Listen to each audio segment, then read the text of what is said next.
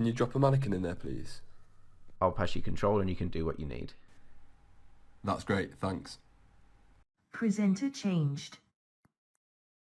You are presenting. So what is it you're looking for, Dev?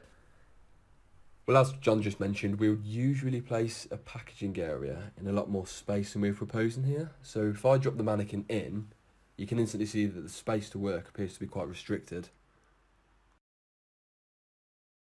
Is it worth measuring the area? Yeah, I think that would be sensible. I'll do that now.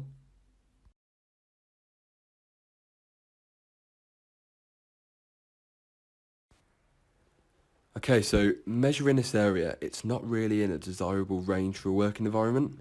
You can also see this gets restricted further if this cell door is open, so I think we really need to fully review this with some operators.